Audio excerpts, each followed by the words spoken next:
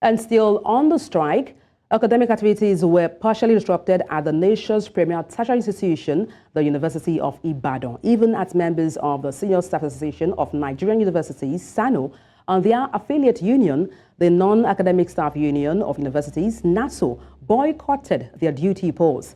This complies with a national directive for them to down tools over the inability of the federal government to meet up with the 2009 agreement it reached with the union, amongst other contentious issues. And speaking with newsmen in Ibadan, Chairman of SSANU, Omisore Abiodun-Rasaki, and the NASU Chair, Oluwafemi-Ogunlade, urged the federal government to address all anomalies that they had over the years crippled academic activities. They warned of embarking on a total shutdown if their demands are not met in the next 6 days.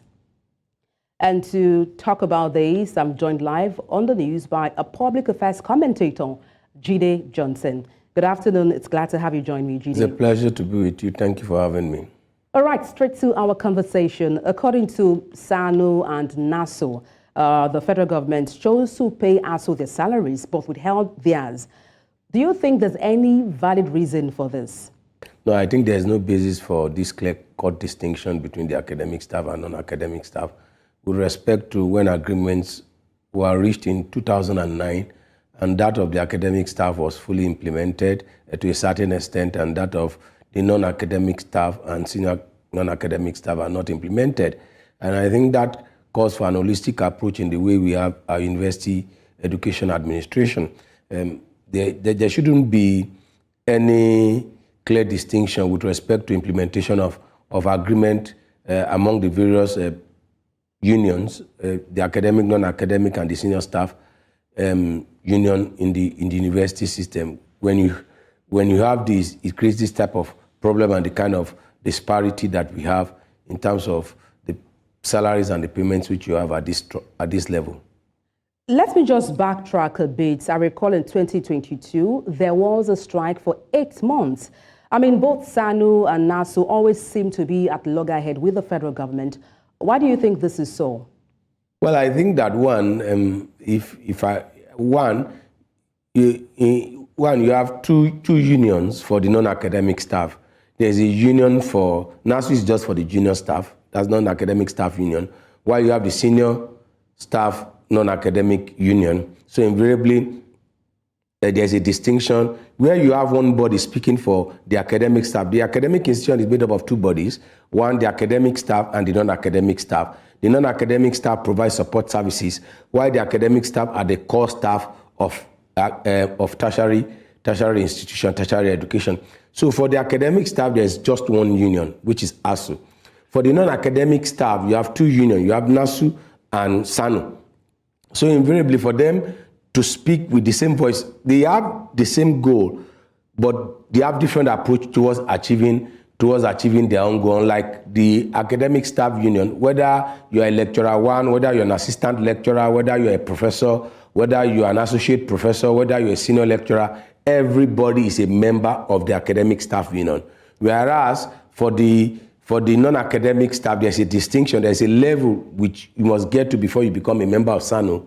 If you have not gotten to that level, you be in NASU, which is the non-academic staff union, which is for staff at a particular cadre, and then SSANU for other staff at a particular cadre. So invariably they can't speak, they can't usually speak with one voice like the academic staff, which is more or less like a total shutdown. And in some cases, you will discover that when agreements are reached, it even favored SSANU and ASU more than it favored the NASU, which is more or less the backbone of the support services for the university system.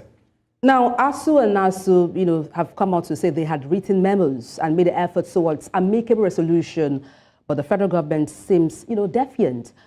Help us recall what agreements were reached by the government with ASU and with SSANU and NASU. Well, you see, if you recall in your opening monologue that this agreement dated back to 2009, and even for that of ASU, I don't think federal government has fully implemented the agreement they reached with NASU, with ASU, which is the academic staff union, not to talk of the senior staff, non-academic staff union and then the non-academic staff union. So the agreement that was reached in 2009 by the Yar'Adua administration has not been fully implemented, even for ASU and other unions in the university educational system. So that's why some have called for total government overhaul of the system. That government should hand over university education and let the university education be self-funding. And you could see that one of the things that the Tinubu administration did was to say that, okay, we are going to allow each of these institutions to be independent, to be self-sustaining, and so they allow schools to fix the school fees of their institutions. So whatever the school makes, the school will be able to have total autonomy with respect to how they pay their staffs, how they pay their non-academic staff, and then both the teaching and non-teaching staff. Let me just break it. The distinction you have here is distinction between the teaching and the non-teaching staff. The teaching are the academic staff, the non-teaching staff are the non-academic staff. And there is no government. If you look back, if we trace back, 2009 to date is about 23 years ago. It's about 13 years ago. That's 13 years ago. How many strikes have we had from ASU?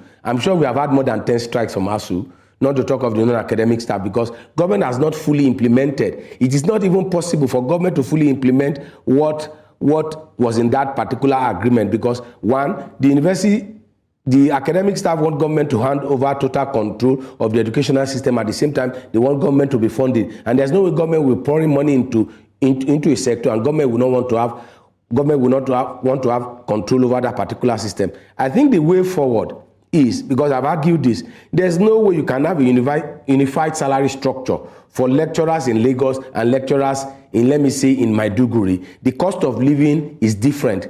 The cost of living is different. Let each institution, and that's why government needs to take away its investment, direct investment in the educational sector, by allowing this institution to be self-sustaining. And I think that's the direction in which the present administration of Tinubu is looking at. Because you must allow this institution to generate their revenue and at the same time to pay their staff based on what they have generated. If tertiary institutions are teaching people to manage businesses and they themselves can't even manage their institution to be self-sustaining, what principles are they teaching the students they are sending out into the marketplace to help businesses to grow or to develop the economy? So that's just my take. I think we have been paying lip service to it. We are running away from it, but it's time for government to allow this institution to be self-sustaining and to allow some measure of independence for this academic institution. Otherwise, we continue to be having this series of strikes that we have,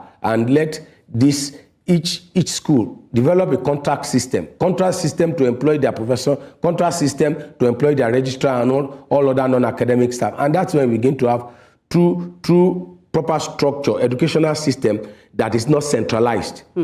Well, that's the most we can take on the news. We're hoping SSANU and NASU and, of course, the federal government will reach a common ground in no distant time.